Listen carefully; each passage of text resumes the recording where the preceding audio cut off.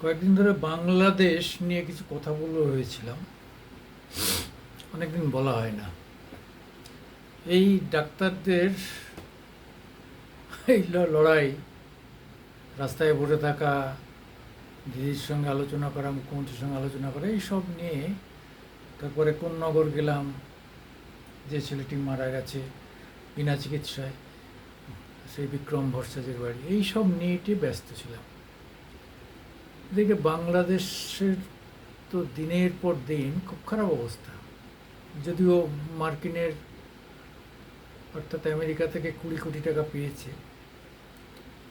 20 কোটি টাকার পয়সা, 20 কোটি টাকায় কী হয়? একটা কোম্পানি তার মাইনে দেয় তার লোকেদের 20 কোটি টাকা। রোনাল্ড লু নাকে সে এসে এখানে ভর্তি দিয়ে গেল। ভারতও এসেছিল, বাংলাদেশে 20 কোটি টাকা দিয়ে মানে ওখান থেকে খুব বাহবা নিয়ে ভারতে ঢুকেছিল, ভেবেছিল যে ভারতকে একটু ম্যানেজ করবে। তো জয়শঙ্কর পুরো ফুটিয়ে দিয়েছে, বলে ভাগ এখান থেকে, চালা বেড়ে গেছে। আসলে ভারতকে আমেরিকা ভয় পায়, এই কথা বললে অনেকে হাসবে, কিন্তু আসলে তাই। আমেরিকার অবস্থা কি? ইউক্রেনে যুদ্ধে সে জড়িয়ে গেছে। যে পরিমাণ অস্ত্র শস্ত্র সেখানে সাপ্লাই করতে হচ্ছে, সে টাকা তো পাচ্ছে না, উল্টে টাকা দিতে হচ্ছে। ওদিকে আবার প্যালেস্টাইনে ইসরায়েলকে সাপোর্ট দিতে হচ্ছে। ফলে তার আর্থিক ক্ষমতার জায়গাটা অনেকটা সিজড হয়ে গেছে। শুনলে খারাপ হবেন, বেশ কয়েক মাস আগে বলা হয়েছিল সকালে ব্রেকফাস্ট, আমেরিকান লোকরা ব্রেকফাস্ট বন্ধ করে দাও, এরকম অর্থনৈতিক অবস্থা। সে এসে 20 কোটি টাকা তাদের কাছে কোনো ব্যাপার না, 20 কোটি টাকা দিয়ে চলে গেল। আরে বাবা, আমাদের আদানি একা তো পাবে 350 কোটি টাকা। তা যাই হোক, কথাটা হচ্ছে যে কি হবে?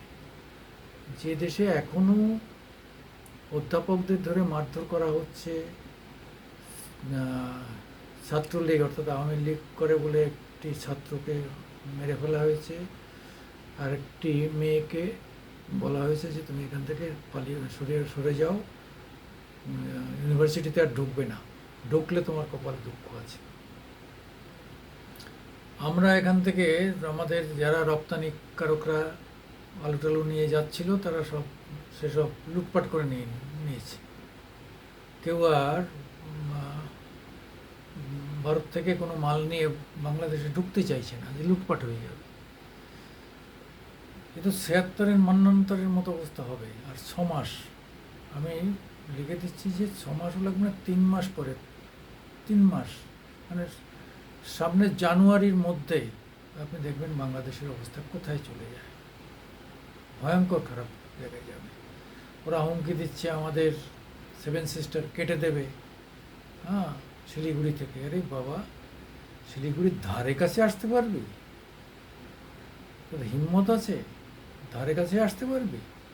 নিয়ে নিবি মানে? এতই সোজা? ভারত চতুর্থ মিলিটারি পাওয়ারের দেশ, অর্থনৈতিকভাবে পঞ্চম। তা এই কোয়ার্টারে তো মানে তৃতীয় জায়গায় চলে এসছে। তা তার সঙ্গে পাঙ্গা নিবি? তোরা 18 কোটি আর আমরা 142 কোটি, পৃথিবীতে 1 নম্বর দেশ আমাদের। যে চোরানা শুনিবে কবু ধর্মের কাহিনী, ওরা ভাবছে ওরা ওই পৃথিবীর সব। এখন শিক্ষা দীক্ষার হার তো যথেষ্ট কম, সে দেশের লোকেদের এত পড়াশুনো নেই, এত কিছু নেই, তারা শুনে শুনে মোল্লা হয়। ওই যে ওয়াজ মাহফিলে যা তারা এসে বড় বড় কথা বলে, ওরা সেটাই মনে প্রাণে বিশ্বাস করে বাড়ি চলে যায়, ভাবলে দুনিয়াটা এইভাবে চলছে। কিন্তু ও করে ভাতও আসবে না, চালও যাবে না, গমও পাবি না, আর কিছুই না। ইলিশ মাছ খেয়ে থাকতে হবে, আর কিছু পাওয়া যাবে না। ইলিশ মাছ আমাদের দাও নেই, আমাদের ঘোড়ার ডিম বয়ে গেছে। আমাদেরকে একদিনের জন্য তো আমি কালকে 600 টাকা দিয়ে ইলিশ কিনলাম, এত ভালো ইলিশ 600 টাকায়। তো কী টেস্ট! তা আমরা পদ্মার ইলিশ টিলিশ সব ভুলে গেছি। ও আমাদের কিছু এলিট লোকজন আছে, তাদের একটু চুলকায়, পদ্মা ইলিশ খেতে পারলাম না, কিন্তু আমাদের সাধারণ মানুষের এতে কিছু যায় আসে না, আমাদের চুলকানি নেই।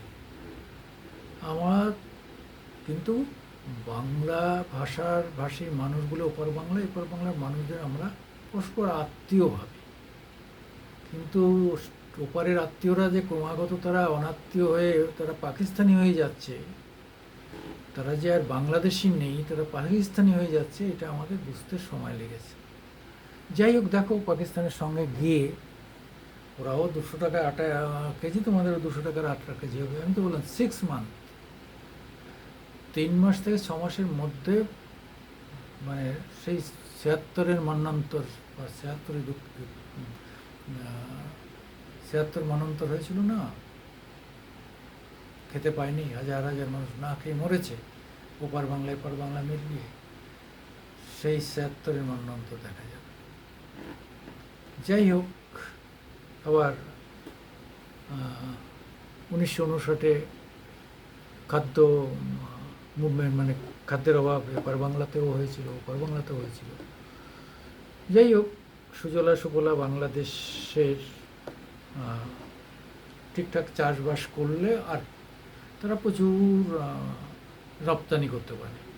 পেঁয়াজ ওদের ওখানে রপ্তানি করতে হয় প্রচুর আমাদের দেশ থেকে, কিন্তু ওরা চেষ্টা করলে ওখানে ভালো করে চাষবাস করলে তারা পেঁয়াজ উৎপাদন করতে পারে, তাদের বাইরের থেকে নিতে হয় না। কিন্তু চাষবাস করতে গেলে তো একটা সুস্থ সরকার দরকার, তার প্রশাসনিক ব্যবস্থা দরকার।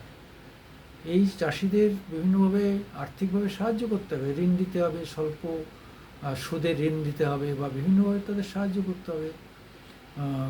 ফ্রি ম্যানিওর অর্থাৎ সার দিতে হবে, বিভিন্নভাবে তাদের সাহায্য করতে হবে।